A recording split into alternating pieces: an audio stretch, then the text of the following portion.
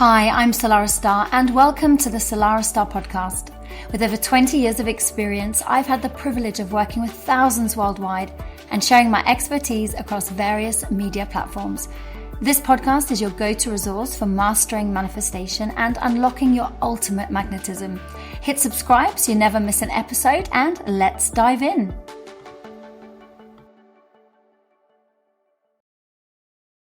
And a very, very warm welcome back. Salarah here. And welcome to the space where we are going to be talking about all things manifesting, mindset, subconscious patterns, without pretending that everything is rainbows and butterflies. We are going to be talking about harnessing the power of positive thinking.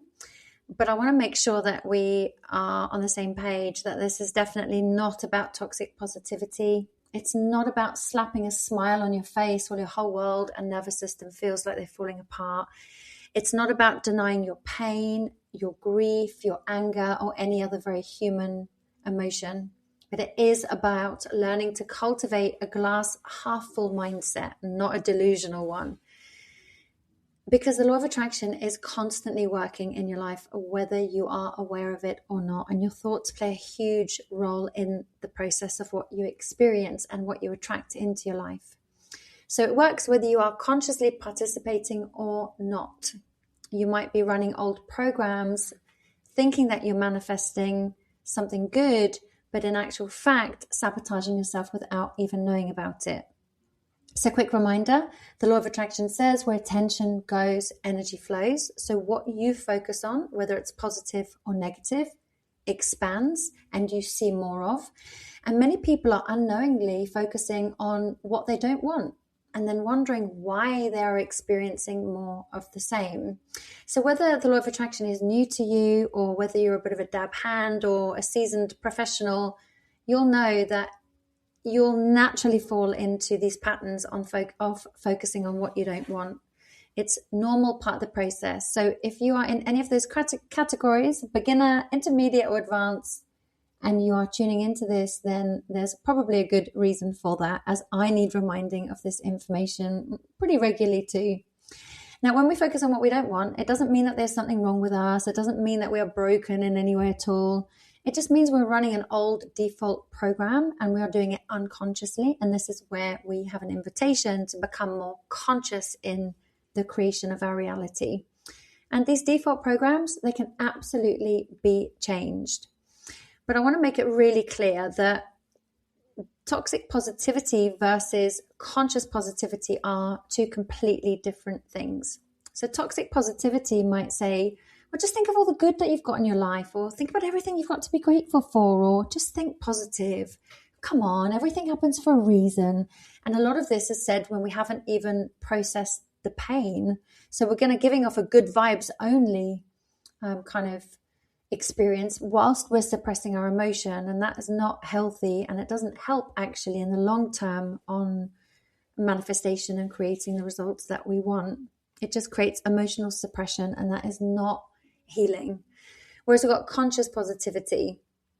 So conscious positivity is all about acknowledging what is being felt, understanding that there are deeper patterns at play, not running to get a remedy and suppress the feelings, allowing those to be felt, the real pain of the experience to be witnessed, to be seen and heard, taking that level of responsibility and then choosing the direction your energy flows once you have met the emotion is more of a conscious positivity. So this means we're not bypassing. We are choosing how long we are going to live inside a certain mental loop. And I think there's a massive difference in that. The thoughts are powerful. There's no doubt about it. There's a huge amount of science behind that now. And for a long time, it was believed that our brain was just fixed, that you were born with this brain and that was it. Like once you reached adulthood, your neuro pathways were completely and utterly set in stone. And that was kind of like in the Newtonian kind of science era, where the brain was viewed as largely unchangeable. But modern neuroscience tells us a very different story, which is very good news for us. Because we know that the brain is pliable, it's adaptable, and it's constantly rewiring itself. And this is a process called neuroplasticity. So every thought that you think, whether it's positive or negative, is strengthening a neuropathway. And even repeated beliefs become easier and easier to access. So your brain is super, super powerful. It's really efficient, and it's going to keep returning to what's familiar the whole time. So that means if your default thought pattern is things are always really hard, I continuously experience the same loops, things never work out for me, I can't handle this, something always goes wrong, your brain is going to get very good at remembering that and proving that true time and time again until you change it. Now, your words are so powerful, and every word that you say is creative and it matters. So it's not just the thoughts that you're thinking, it's the words that you are saying out loud, whether that's to your friends, to your family, or if you talk to yourself out loud too. So this is the part that often gets overlooked, the bit that I'm about to share with you, because the spoken word it's not neutral, it's massively creative. So across psychological, kind of neuroscience, linguistic type, ancient philosophy realms, if you like, there is one consistent agreement on one thing, and that is your language shapes your perception, and then your perception shapes how you react and respond, and then in turn the results that you get. So when you speak, you're not just describing a reality, you're interpreting it, you're reinforcing that interpretation, and then in many cases we end up creating that, whether it's something we want or whether we don't want it. So from a scientific perspective, spoken words activate emotional and sensory parts of the brain much stronger than thoughts alone. So saying something out loud engages more neuro circuits, and it absolutely deepens the imprint. And this is why affirmations are spoken out aloud where possible and tend to be the most effective way of training your brain. Your nervous system hears everything. Your subconscious mind is listening to everything. And this is where it gets super, super interesting. This is where it gets a little bit more spiritual.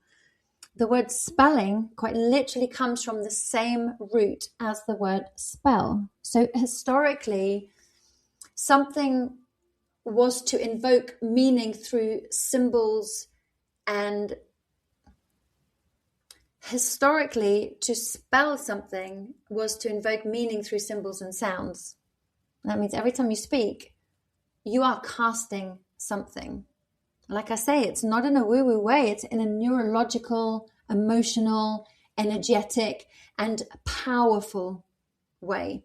So when you say I'm always exhausted, or I can't cope, things just keep getting worse and worse, nothing ever works out for me, you're reinforcing a spell that your mind and your body has organized themselves around.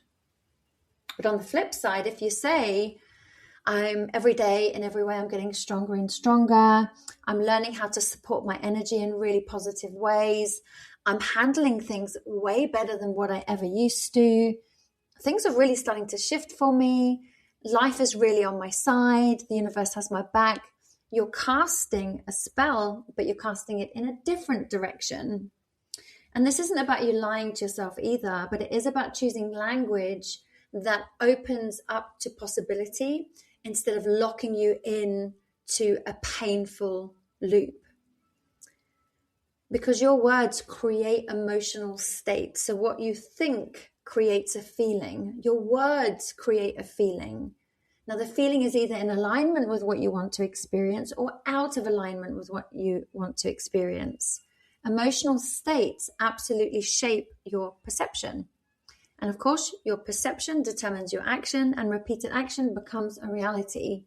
So when you work with thoughts, with affirmations, with visualizations, with anything like that, even when you're just having a conversation with your girlfriend or your guy mate at the pub or the coffee shop, everything you say is casting a spell on your reality. And more scientifically, It's creating neural pathways, which are either supportive of the life you want or not. So you can ask yourself this question. It's almost like taking a little bit of an audit of your thoughts and your feelings, it's almost like taking an audit of your language, your thoughts and your spoken word. So is this reinforcing what I do want to experience? Is this rehearsing what I am wanting to move away from? You're always casting something, and you may as well cast in the direction of the life that you actually want to create and leaves you feeling energized and healthy and abundant and well. So why is focusing on what you don't want keeping you experiencing more of the same? And here's where things can feel a bit uncomfortable, but super, super empowering. And you've probably heard this before. You've heard me say it before, no doubt. But your subconscious mind, it does not understand negatives. It's quite neutral, actually. It doesn't understand negatives. It doesn't understand negatives, or it doesn't understand positives. So if you think something like, I don't want to be stressed, or I don't want to be ill, or I don't want another bad relationship, your subconscious only hears stress, illness, bad relationships, because it works in pictures, it works in emotions, it works in repetitions. So when people say, like, why does this keep happening to me? Often it's because their internal focus is rehearsing the very thing that they are trying to move away from and trying to avoid. Whereas in its opposite, instead of saying, I don't want to be stressed, I want to feel peaceful and I want to feel relaxed. I want to feel calm. Instead of saying, I don't want to be ill, I want to feel healthy. I want to feel energized. I want to feel well. Oh, I don't want another bad relationship. I want a healthy relationship with open and honest communication where there's loyalty and transparency. Can you see there's a massive difference between the two languages that I'm using in both of those examples? So I'm going to share a couple of tools with you that are going to absolutely help you to shift your point of focus. So the first one is the what if game. And this is one of my favorite tools. It's so easy, it's so simple, and it's so effective. And most people play the what if game without even realizing it and just in the wrong direction. So let's give a work example. So what if I mess up in the meeting, or what if I mess up the presentation? What if I embarrass myself? Then you can flip it. And this is what the game is. You just flip it. What if the meeting goes really well? What if I feel super relaxed? What if the audience, my work team are really engaged? And what if I can handle it really calmly? Now, even if something might go differently to what expected, what if I can really adapt to that and enjoy the process? And then in relationships, what if they leave? What if they think I'm mad? What if I'm left on my own? What if there's an opportunity here to learn more conscious communication? What if this relationship deepens? And what if I can handle whatever happens in this relationship? So you can see we can pretty much use it on every area of life. So what I would do is write down all the what ifs that you've been struggling with, that have been haunting your mind, pop them on a piece of paper, and then flip them all around, focusing on your language, of course. So if it's with health, what if my health just gets worse and worse? What if it gets better and better? What if my body fails me? What if my body knows exactly what to do to step into my next level of wellness? And this isn't about forcing any beliefs, but what you are doing is you're opening yourself up to positivity. And I think that's really important. And technique number 2 is auditing your thoughts. And this is where real change can happen. Excuse me. So start noticing what thoughts you are repeating. Start noticing what stories you keep telling yourself which feel automatic. And what inner commentary runs even when nothing is happening, when you wake up in the middle of the night, or those quiet moments in the afternoon when you're having a cup of tea, whatever it might be. Just notice what commentary is going through your mind. Because when you notice this, you can change it. And when you audit your thoughts, you begin to see why your reality looked the way it did, but how it can look very different as a result. Now, this is more of an awareness exercise. This is definitely not to call yourself out. It's not to blame yourself. This is simply data. And of course, all of these are very powerful, especially at the beginning of a new year. So you can make it one of your New Year's resolutions to harness a glass half full mentality, to work on your mindset, to learn to focus on creating what you do want rather than what you don't want.